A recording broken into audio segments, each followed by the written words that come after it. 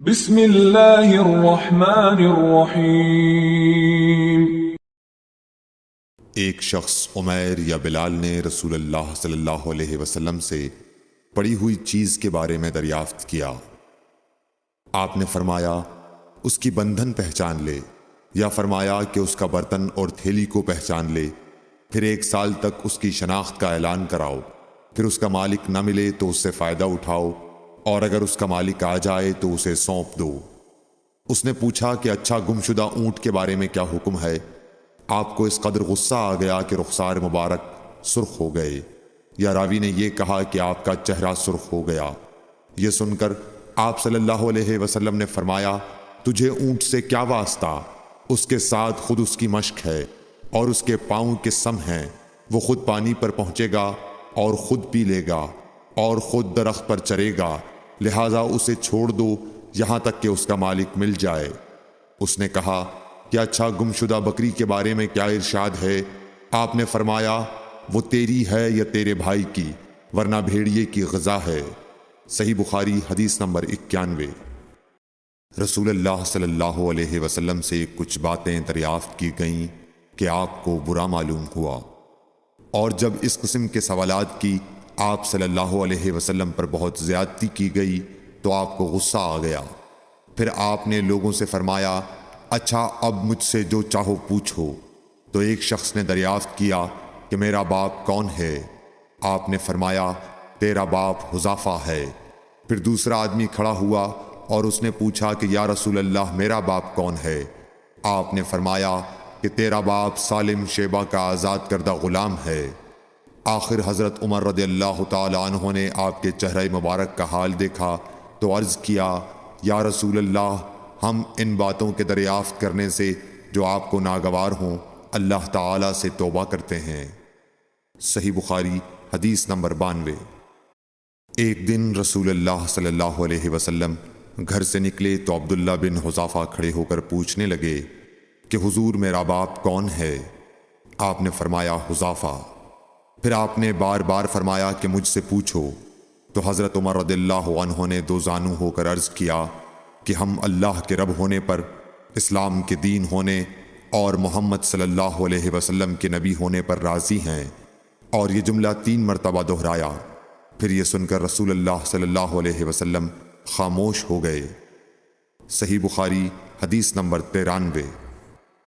نبی اکرم صلی اللہ علیہ وآلہ وسلم جب سلام کرتے تو 3 بار سلام کرتے، اور جب کوئی کلمہ ارشاد فرماتے تو اسے 3 بار دہراتے یہاں تک کہ خوب سمجھ لیا جاتا۔ صحیح بخاری حدیث نمبر 94۔ رسول اللہ صلی اللہ علیہ وسلم جب کوئی کلمہ ارشاد فرماتے تو اسے 3 بار لوٹاتے یہاں تک کہ خوب سمجھ لیا جاتا، اور جب کچھ لوگوں کے پاس آپ تشریف لاتے اور انہیں سلام کرتے تو 3 بار سلام کرتے۔ صحیح بخاری حدیث نمبر 95۔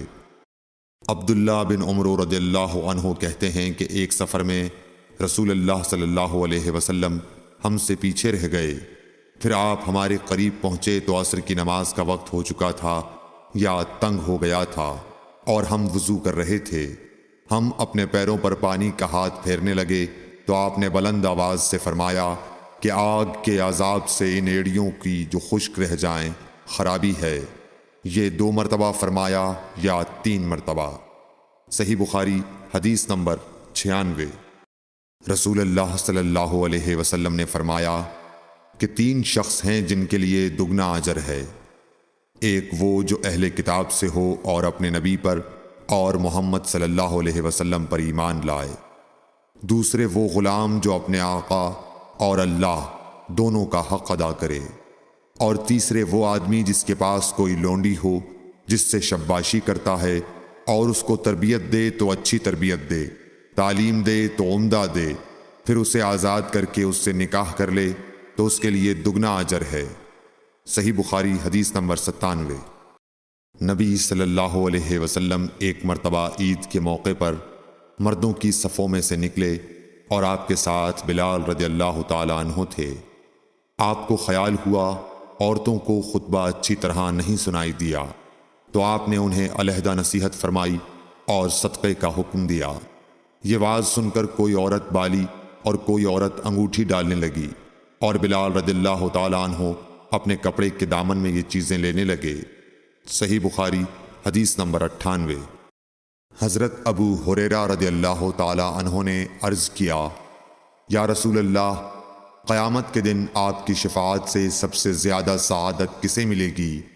تو رسول اللہ صلی اللہ علیہ وسلم نے فرمایا، اے ابو ہریرہ، مجھے یقین تھا کہ تم سے پہلے کوئی اس کے بارے میں مجھ سے دریافت نہیں کرے گا، کیونکہ میں نے حدیث کے متعلق تمہاری حرص دیکھ لی تھی۔ سنو، قیامت کے دن سب سے زیادہ فیضیاب میری شفاعت سے وہ شخص ہوگا جو سچے دل سے یا سچے جی سے لا الہ الا اللہ کہے گا۔ صحیح بخاری حدیث نمبر 99۔ رسول اللہ صلی اللہ علیہ وآلہ وسلم نے فرمایا کہ اللہ علم کو اس طرح نہیں اٹھا لے گا کہ اس کو بندوں سے چھین لے، بلکہ وہ پختہ کار علماء کو موت دے کر علم اٹھائے گا، حتیٰ کہ جب کوئی عالم باقی نہیں رہے گا تو لوگ جاہلوں کو سردار بنا لیں گے، ان سے سوالات کیے جائیں گے اور وہ بغیر علم کے جواب دیں گے، اس لیے خود بھی گمراہ ہوں گے اور لوگوں کو بھی گمراہ کریں گے۔ صحیح بخاری حدیث نمبر 100۔